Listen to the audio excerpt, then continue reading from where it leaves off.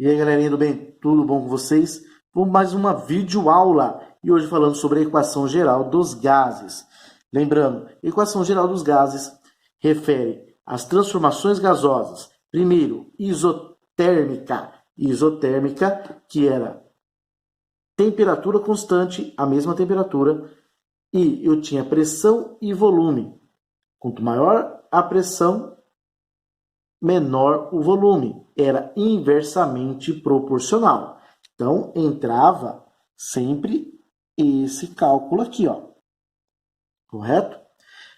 Depois foi a isobárica. A isobárica, a pressão era constante. Se a pressão era constante, entrava no cálculo o volume e a temperatura.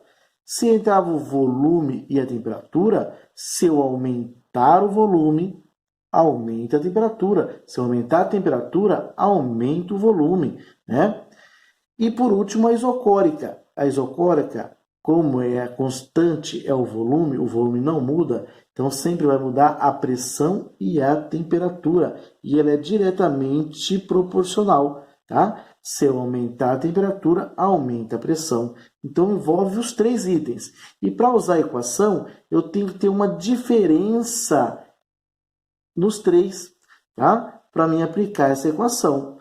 Eu tenho que fazer uma transformação e vai ter que aumentar ou diminuir os valores para mim aplicar ela, tá?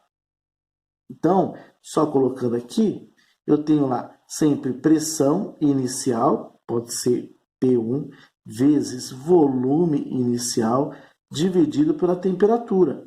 É igual pressão final vezes volume final, dividido pela temperatura final, correto?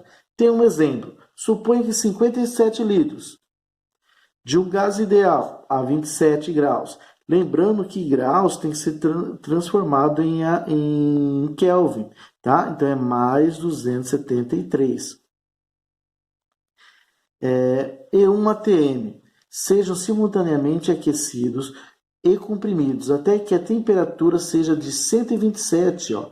Então aumentou a temperatura e aumentou a pressão também e a pressão de 2 atm. Qual será o volume final? Também será aumentado, né? Se aumentou os três, então ó, notem que o inicial para o final aumentaram os três.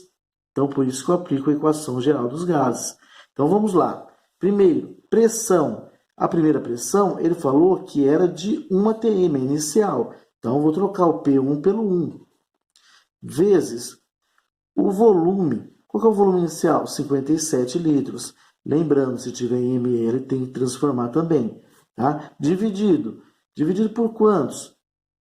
Pela temperatura. Temperatura inicial, 27 mais 273. 300. Correto?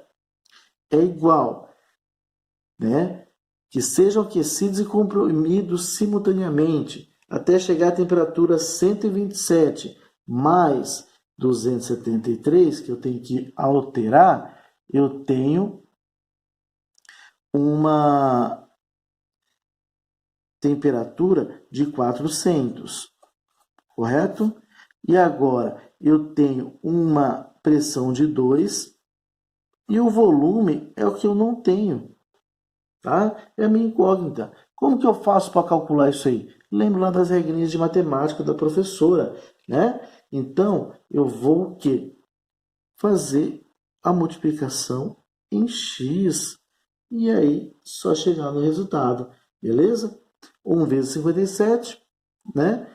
E aí depois 57 vezes 400, 300 vezes 2, e aí fazer a divisão, que o resultado ficou, o volume final é igual a 38 litros.